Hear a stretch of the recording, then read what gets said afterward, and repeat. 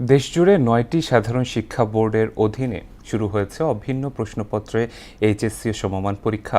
আর অভিন্ন পরীক্ষায় সন্তোষ জানিয়েছে শিক্ষার্থী ও অভিভাবকরা। এবার নিয়মিত অনিয়মিত মিলিয়ে মোট পরীক্ষার্থী ১২,৭০,৫৮৩ জন। মোট পরীক্ষা কেন্দ্রের সংখ্যা ২,৬৯৭ এবং পরীক্ষায় অংশগ্রহণকারী শিক্ষা প্রতিষ্ঠান ৯,৪৩৯টি। আরও জানাচ্ছেন উষা ফেরদৌস। দেশ জুড়ে ৯টি সাধারণ শিক্ষা বোর্ডে অভিন্ন প্রশ্নপত্রে শুরু হয়েছে এইচএসসি ও সমমান পরীক্ষা। মোট ২,৬৯৭টি পরীক্ষা কেন্দ্রের সবগুলোকেই সিসিটিভি নজরদারির আওতায় আনা হয়েছে। ১১টি শিক্ষা বোর্ডের অধীনে ৯,৪৩৯টি শিক্ষা প্রতিষ্ঠান থেকে মোট ১২,৭০,৫৮৩ শিক্ষার্থী পরীক্ষায় অংশ নিয়েছে। যতটুকু তার আছে প্রিপারেশন মোটামুটি ভালোই।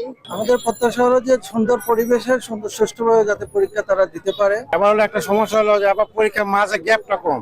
৯টি সাধারণ শিক্ষা বোর্ডে ২০২৫ সালে সর্বমোট পরীক্ষার্থীর সংখ্যা ছিল ১০,৫৫,৩৯৮ জন। ২০২৬ সালে সর্বমোট পরীক্ষার্থীর সংখ্যা দাঁড়ায় ১০,৬৯,৭১৪ জনে। মাদ্রাসা শিক্ষা বোর্ডে ২০২৫ সালে সর্বমোট পরীক্ষার্থীর সংখ্যা ছিল ৮৬,১০২ জন।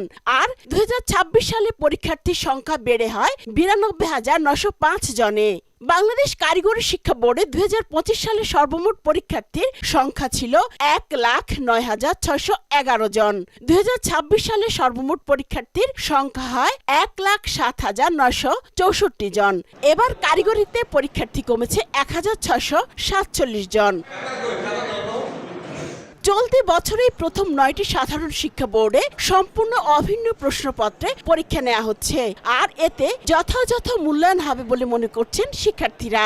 আমার মতে ভালো হয়েছে, সবার সাম্য বজায় থাকবে। ফলাফলের ক্ষেত্রে তো সবাইকে সব বোর্ড থেকেই মূল্যায়ন করা হবে। সরকারের এই অভিন্ন প্রশ্নে স্বস্তি জানিয়েছেন অভিভাবকরাও। শিক্ষাক্ষেত্রে সরকারের নেয়া এ ধরনের উদ্যোগ শিক্ষার্থীদের মূল্যায়নে ভূমিকা রাখবে বলেও মনে করছেন তারা। বই তো আমরা সারা বাংলাদেশে একটাই পড়ি, অভিন্ন প্রশ্ন একই প্রশ্ন হয়ে পরীক্ষা ভালো তো। অনেক বোর্ডে দেখা যাইতো যে অনেক শিক্ষার্থীরা অনেক বৈষম্যের শিকার হতো। যে পদক্ষেপগুলো নিয়েছে এবার শিক্ষামন্ত্রী, ভালো লাগছে। যেমন এসএসসিটা আগায় নিয়ে আসছে। এই সিস্টেমটা আসলে খুবই beneficiary to the students and teachers. পরীক্ষা সুষ্ঠু, সুশৃঙ্খল ও নকলমুক্ত পরিবেশ নিশ্চিতে প্রয়োজনীয় ব্যবস্থা নিয়েছে সরকার। উষা ফেরদৌস, মোহনা সংবাদ।